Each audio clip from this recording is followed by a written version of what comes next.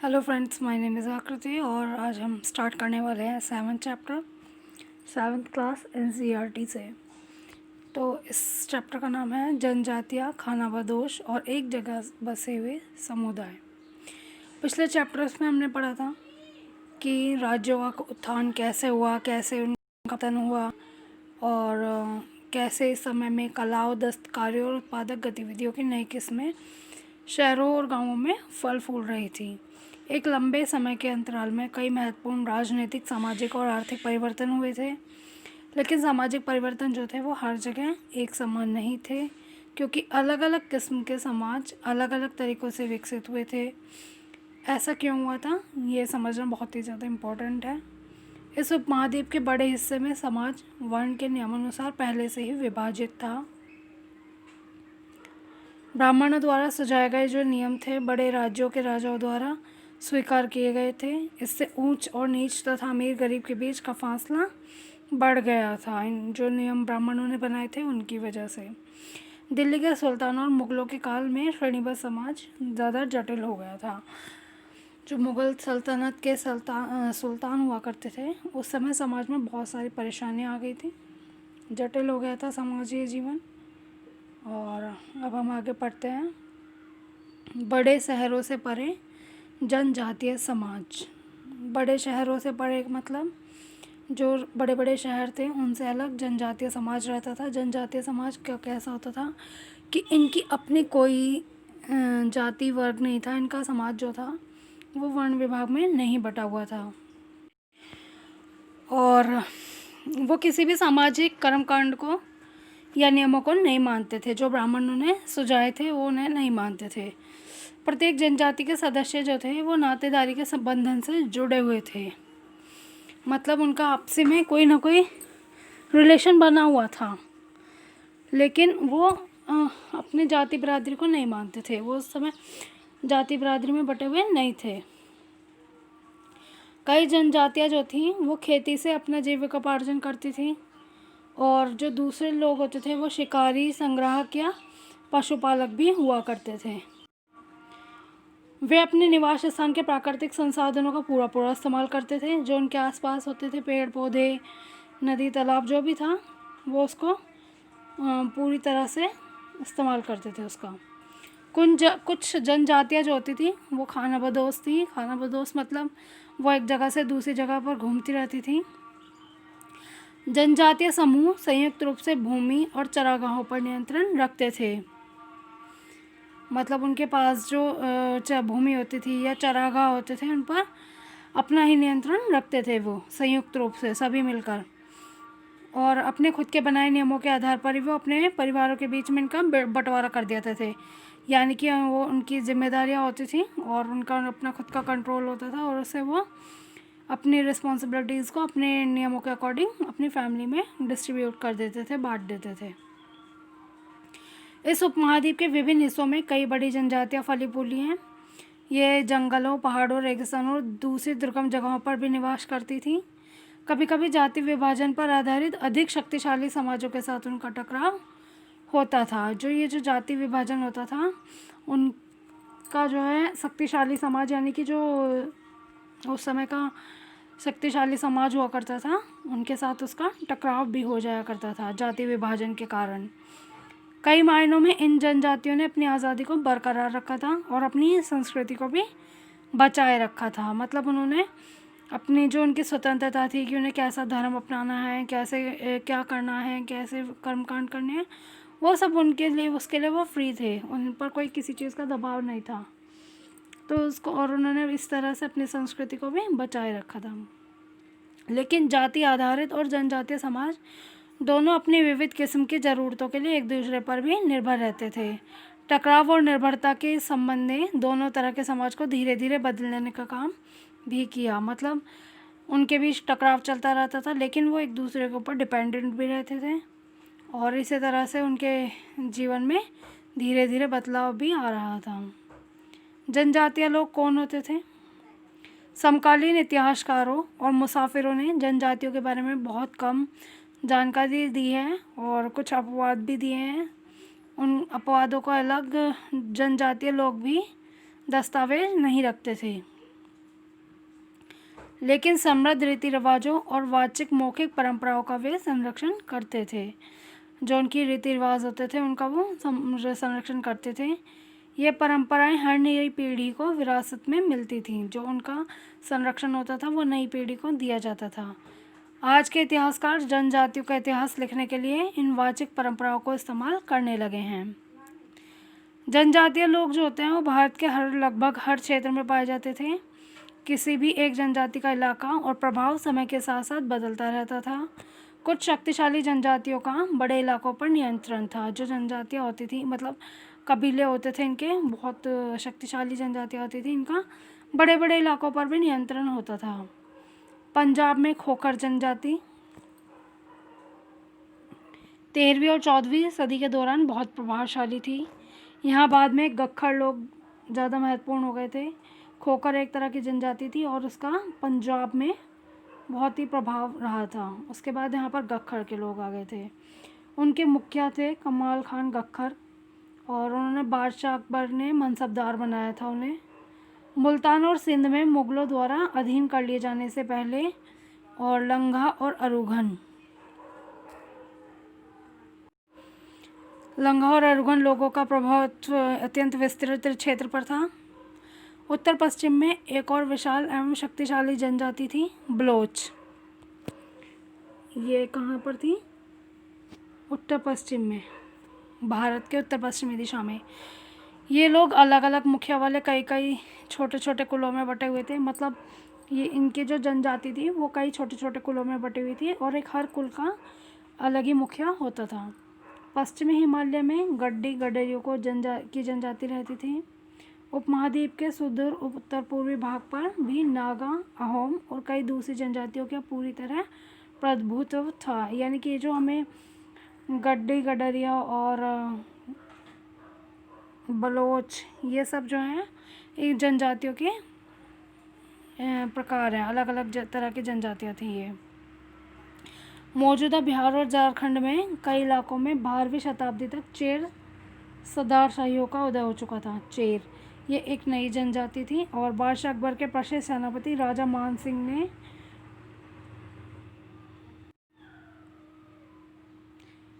1591 में चेर लोगों पर हमला किया था। राजा मान सिंह थे, ठीक है। उन्हें परास्त किया था, उन्हें लूट कर अच्छा खासा माल इकट्ठा कर लिया था, लेकिन वे पूरी तरह अधीन नहीं बन गए थे। मतलब उन्होंने मुगल राजा मान सिंह ने अपने अधीन नहीं किया था उन्हें। राजा मान सिंह जो थे उन्होंने चेर लोगों को अपने अधीन नहीं किया था, लेकिन औरंगज़ेब के समय में लोगों के कई किलों पर कब्जा कर लिया गया था। इन लोगों के इस जनजाति को अपना अधीनस्थ बना लिया गया था औरंगज़ेब के समय में। और इस क्षेत्र में रहने वाली महत्वपूर्ण जनजातियों में मुंडा और संताल थे और ये उड़ीसा और बंगाल में भी मुंडा और संताल जो थे। कर्नाटक और महाराष्ट्र की पहाड़ियाँ, कोली, बेरा तथा कई दूसरी जनजातियों के निवास स्थान थे। कोली लोग गुजरात के कई इलाकों में भी रहते थे और कुछ और थे दक्षिण में कोरगा, वेतर, मारवाड़। दूसरी जनजातियाँ ये सब विशाल आबादी की थी। भीलों की बड़ी जनजाति पश्चिमी और मध्य एशिया भारत में फैली हुई थी। 16वीं सदी का अंत आते आते उनमें से एक जगह बसे हुए थे। खेती और यहाँ तक कि ज़मींदार बन चुके थे। तब भी भीलों के लिए कई कुशल शिकारी संग्राहक बने रहे। मौजूदा छत्तीसगढ़, मध्य प्रदेश, महाराष्ट्र और आंध्र प्रदेश में गोंड लोग बड़ी तादाद में फैले हुए थे। और इस पिक में देखिए आपको शिकार करते हुए दिखाया गया भीलों को। रात में उनका चित्रण किया गया है। ये दूसरी पिक में आपको दिखाया गया है लोग कैसे अपना मेवा इकट्ठा कर रहे हैं और उसके ऊँटों पर लाद रहे हैं। खानाबदोश और घुमंतू लोग कैसे रहते थे। खानाबदोश चारवाहे अपने जानवरों के साथ दूर दूर तक घूमते रहते थे। उनका जीवन दूध और अन्य पशुचारी उत्पादों पर निर्भर रहता था। वे खेती हर से गृहस्थों से अनाज, कपड़े, बर्तन और ऐसी ही चीज़ों के लिए ऊन, घी इत्यादि का विनिमय भी करते थे। विनिमय क्या होता है? किसी एक वस्तु के बदले दूसरी वस्तु की लेन देन, है ना। जैसे किसी को ऊन चाहिए तो ऊन के बदले में घी दे दिया जाता था या अनाज दे दिया जाता था। इस तरह से वो वस्तु के बदले वस्तु दिया करते थे। कुछ खानाबदोश जो थे वो अपने जानवरों पर सामानों की ढुलाई का काम भी करते थे। एक जगह से दूसरी जगह आते जाते हुए सामानों को खरीद कर फरोख्त करते थे। बंजारा जो थे, बंजारा लोग सबसे महत्वपूर्ण व्यापारी थे। ये खानाबदोश थे। उनका कारोबार टांडा कहलाता था।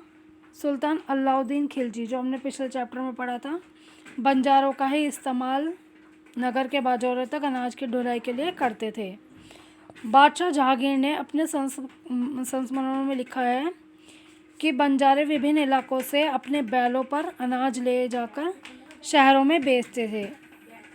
सैन्य अभियान के दौरान वे मुग़ल सेना के लिए खाद्यान्नों की ढुलाई का काम करते थे।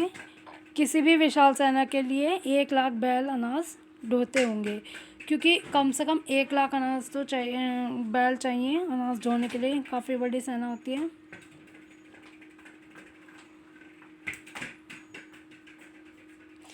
बंजारे 17वीं सदी के आरंभ में भारत में आने वाले एक अंग्रेज ने व्यापारी पीटर मंडी ने बंजारों का वर्णन इस प्रकार किया है। वैसे तो ये इम्पोर्टेंट नहीं है, आप चाहो तो इसे जूम करके पढ़ सकते हो।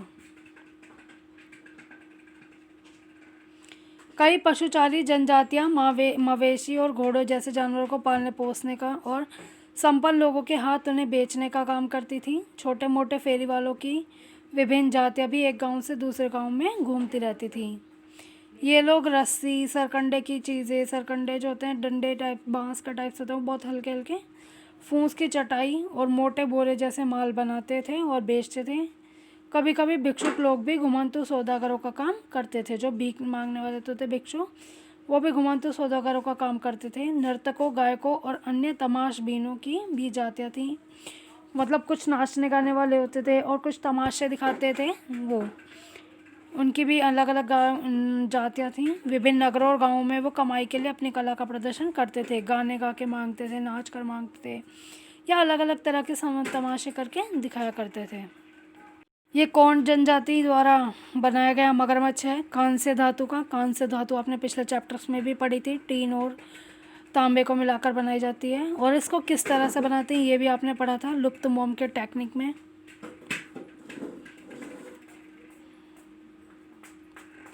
इसके बाद है बदलता समाज, नई जातियाँ और श्रेणियाँ। जैसे जैसे अर्थव्यवस्था और समाज की ज़रूरतें बढ़ती जा रही थी, नए हुनर वाले लोगों की भी आवश्यकता पड़ रही थी। वर्णों के भीतर छोटी छोटी जातियाँ उभरने लगी थीं। उदाहरण के लिए ब्राह्मणों के बीच नई जातियाँ सामने आईं। दूसरी ओर कई जनजातियों और सामाजिक समूहों को जाति विभाजित में समाज में सम्मिलित कर लिया गया और उन्हें जातियों का दर्जा दे दिया गया। विशेषज्ञता प्राप्त शिल्पियों, सुनार, लोहार, बढ़ई और राज मिस्त्री को भी ब्राह्मणों द्वारा जातियों के रूप में मान्यता दे दी गई थी। वर्ण की बजाय जाति समाज के संगठन का आधार बनने लगी थी। मतलब पहले वर्ण विभाजन था, ब्राह्मण, शूद्र, लेकिन अब जो था समाज में जातियों के आधार पर संगठन होने लगा था। अब जातियाँ बनने लगी थी। जाति पर विचार विमर्श। वर्तमान तमिलनाडु के तिरुचिरापल्ली तालुक में स्थित उडैयाकोडन उदयर के 12वीं शताब्दी के अभिलेख में ब्राह्मणों की सभा का एक विचार विमर्श का वर्णन मिलता है। वे रथाकारों यानी कि रथ के आकार, रथ बनाने वाले लोग थे, कि सामाजिक स्थिति पर विचार विमर्श कर रहे थे। उन्होंने इस जाति के कामकाज तय किए, जिनमें वास्तुकला, रथों और गाड़ियों का निर्माण, मंदिर द्वारा बनाना, मूर्तियाँ स्थापित करना, बलि के लकड़ियों से बने समाज सामान तैयार करना, मंडप बनाना और राजा के लिए जेवर बनाना शामिल था। उनके लिए रथाकार जो होते थे समाज के लोग थे, उनके लिए। 11वीं और 12वीं सदी तक आते आते क्षत्रियों के बीच नए राजपूत गोत्रों की ताकत में काफ़ी इजाफा हुआ था। वे हूण, चंदेल, चालुक्य और कुछ दूसरी वंश परंपराओं से आते थे। इनमें से कुछ पहले जनजातियों में आते थे और बाद में कई कुल राजपूत मान लिए गए थे। जो अब चंदेल वंश था, चालुक्य वंश था और अलग अलग दूसरे वंश थे, वो भी अब जनजातियों में आने लगे थे। कुछ ने राजपूत बन गए थे। धीरे धीरे उन्होंने पुराने शासकों की जगह ले ली थी कृषि वाले क्षेत्रों में। यहाँ तक कई तरह के परिवर्तन हो रहे थे। शासकों ने शक्तिशाली राज्यों के निर्माण में अपनी संपदा का भी इस्तेमाल किया था। शासकों के रूप में राजपूत गोत्रों के उदय होने के कारण जनजातीय लोगों ने अनुसरण किया था। धीरे धीरे ब्राह्मणों के समर्थन से कई जनजातियाँ जाति व्यवस्था का हिस्सा बन गई थी। मतलब जो जनजातियाँ थी वो भी अब जातियों का हिस्सा बनने लगी थी। ब्राह्मण उन्हें समर्थन देते थे, लेकिन केवल प्रमुख जनजातीय परिवार ही शासक वर्ग में शामिल हो पाए थे। उनकी बहुसंख्यक आबादी समाज की छोटी जातियों में ही जगह बना पाई। दूसरी तरफ पंजाब, सिंध और उत्तर पश्चिमी सरहद की प्रभुत्वशाली जनजातियों ने काफ़ी पहले इस्लाम को अपना लिया था। उत्तर पश्चिम की सरहद के जो प्रभुशाली जनजातियाँ थी, मतलब जिनका अपना एक अलग ही प्रभुत्व था, उन्होंने इस्लाम को अपना लिया था। वे जाति व्यवस्था को नकारते रहे। वे मतलब जातियाँ उन्हें एक्सेप्ट नहीं थी। सनातनी हिंदू धर्म के द्वारा प्रस्तावित गैर बराबरी वाले सामाजिक व्यवस्था में इन इलाकों में बड़े पैमाने पर स्वीकार नहीं की गई। हिंदू धर्म के द्वारा जो ये सामाजिक व्यवस्था थी बड़े पैमाने पर बड़े इलाकों में थी, ये इन्हें स्वीकार नहीं थी। राज्यों की उत्पत्ति जनजातीय लोगों के बीच हुए सामाजिक बदलाव से गहराई से संबंधित है। हमारे इतिहास के इस महत्वपूर्ण हिस्से को दो उदाहरण नीचे उल्लेखित हैं। नज़दीक से एक नज़र। गोंड लोग गोंडवाना नामक विशाल वन प्रदेश में रहते थे। वे स्थानांतरीय कृषि जगह बदल कर खेती करते थे। स्थानांतरीय कृषि क्या होती है? किसी वन प्रांत के पेड़ों और झाड़ियों को पहले काटा जाता था और जलाया जाता था। उसकी राख में ही फसल बो दी जाती थी और जब यह ज़मीन अपनी उर्वरता खो देती थी तब ज़मीन का दूसरा टुकड़ा साफ किया जाता था और इसी तरह से फिर से फसल उगाई जाती थी। और यही सब क्या कहलाता था? स्थानांतरीय कृषि। विशाल गोंड जनजाति जो थी वो कई छोटे छोटे कुलों में भी बटी हुई थी। प्रत्येक कुल का अपना राजा या राय होता था। जिस समय दिल्ली के सुल्तानों की ताकत घट रही थी उसी समय कुछ बड़े गोंड राज्य जो थे छोटे गोंड सरदारों पर हावी होने लगे थे। अकबर के शासनकाल के एक इतिहास अकबरनामा में उल्लेखित है कि गढ़कटंगा के गोंड राज्य में 70,000 गांव थे। इन राज्यों की प्रशासनिक व्यवस्था केंद्रीकृत हो रही थी और राज्य गढ़ों में विभाजित हो गए थे। हर गढ़ किसी खास गोंड कुल के नियंत्रण में था। जो मतलब किले बनाए जा रहे थे वो किसी न किसी गोंड कुल के नियंत्रण में था। ये पुनः 84 गांवों की इकाइयों में विभाजित होते थे और जिन्हें 84 कहा जाता था। 84 का उपविभाजन बरहोतों में होता था जो 12-12 गांवों को मिलाकर बनते थे, यानी कि 12 गांवों को मिलाकर 84 बनता था। बड़े राज्यों के उदय ने गोंड समाज के चरित्र को बदल डाला था। उनका मूलतः बराबरी वाला समाज धीरे धीरे असमान सामाजिक वर्गों में विभाजित हो गया था और ब्राह्मण लोगों ने गोंड राजाओं से अनुदान में भूमि प्राप्त की और अधिक प्रभावशाली बन गए। गोंड सरदारों को अब राजपूतों के रूप में मान्यता प्राप्त करने की चाहत हुई। गोंड सरदार जो थे वो राजपूतों की तरह मान्यता प्राप्त करना चाहते थे। इसीलिए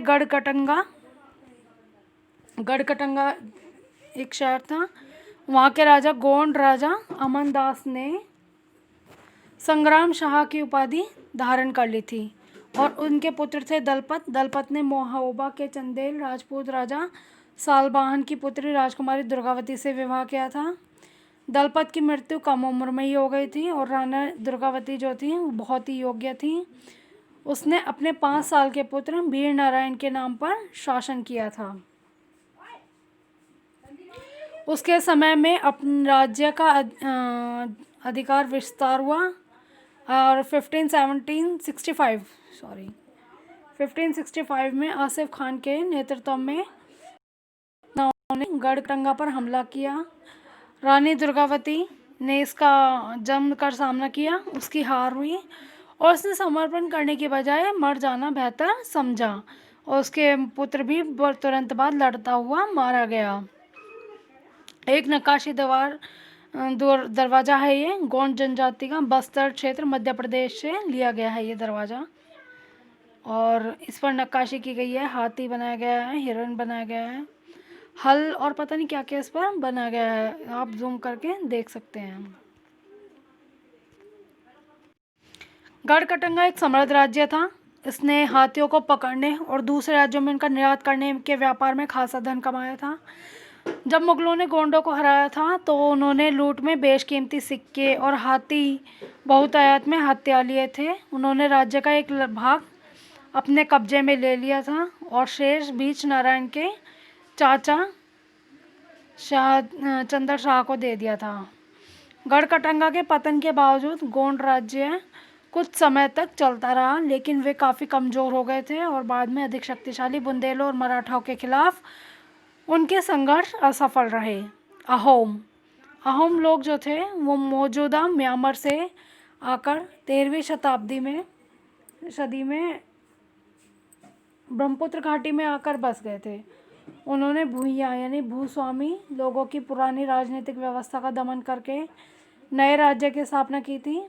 16वीं सदी के दौरान उन्होंने चोटियों यानी 1523 और कोच हाजो 1581 इनके राज्यों को अपने राज्य में मिला लिया था।